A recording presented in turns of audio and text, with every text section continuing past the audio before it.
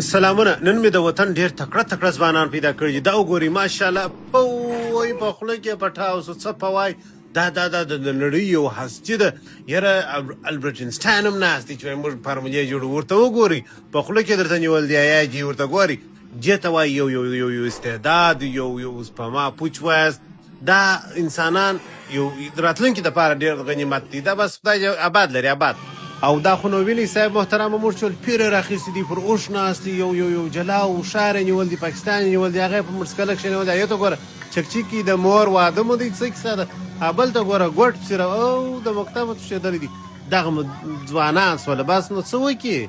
او دا خو نو تاسو وینئ د باران د رحمت د الله تعالی د باران د رحمت د مینې څخه وروسته د خلکو مینه محبت د دوی تر بیلچوی وکاږم. ماشاءالله یو استعداد الله پاک په دې بندګانو کې ایښي دي. یو مینه محبت د همسایتوب او د ګاونډیانو محبت، شفقت او اخلاص او ډریلین او دا ګرد بس په دې موږ تاسو بالا د خیر زله مسلمانان یو ګوره هلته پیران کښېنوي والله ورور هغه ته پسې مننه سلام علیکم بالله خو نو ډریلین شروع دي. بل ته وګوره کاشکې د ظالم زامنو سره وخوري د بل عیاله.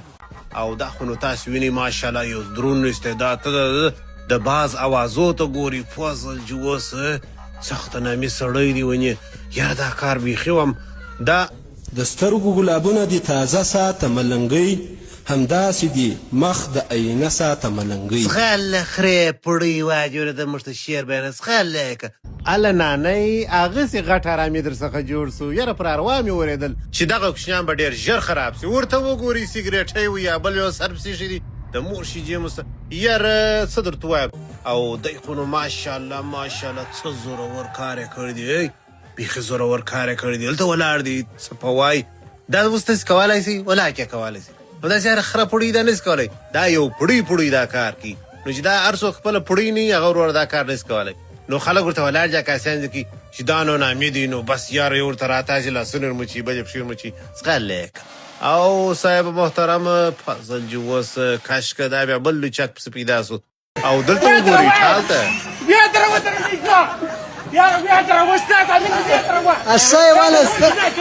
دوی خوارکی نوم سخته ناست دي، سختې وریادۍ د مور شیجې دي. هغه یې پیسې راکړه نور کې را یادوي کې بالا پر دغه کې یاجي موږ په کیسې کې نه یو وایي.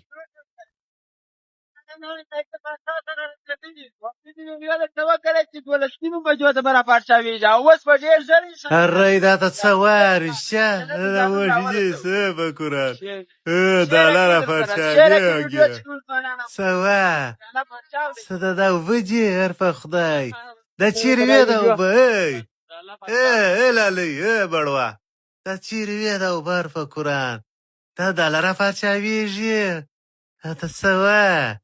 او دا خو نو وینئ صاحب محترمه دا ورته وګورئ موږ تاسې بس موږ تاسې چې لنګوټې ته ګورئ لنګوټې ته ته موږ شي زغله بالا زغله تر دغه یې وکاږم تر دا پایڅو یې وکاږم.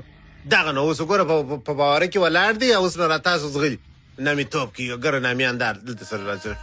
او ماشاءالله دا خو نو دا خو نو ته سپېري دا ډریلین شروع دي. را پارچا یو ذات پاتې بالا نن شپه پارچاوي نن دلته به یې ولاړ سوی دي خپل اعلان یې مشلول دي. یاره دلته مټران تسخر سوی چې اعلان به دلته مشلول دي پر دې باندې بیا پیسې ورکوي. خلک راځي خلک وروره د دالیا په غم کې چې ستا اعلان څه پکې. او تر ټولو جالبه خو نو دا ورته ګوري کرملخ ته ګوري د موشي سنګوټ وي سنګوټ الله خوارکی دا سخته بد خوښ کوي. راځئ چې پر دې ویډیو به دې رڼا واچو چې دا یې څنګه خوښ کوي او کم ځای خوښ سو تاوان ورسېدي که ګټه ورسېدل د غضب سنګوټ یې کې چې ته یې ماته وایه پر دغه ځای باندې بیا پښه نیمته سوې ته ودرېږه لږ داسې شا او مخ ته یې کوسره دا وګورئ دا ګوره داسې وموښتئ داسې قرار وموښتئ او دا دې پښه یې دلته ماته سوې ده.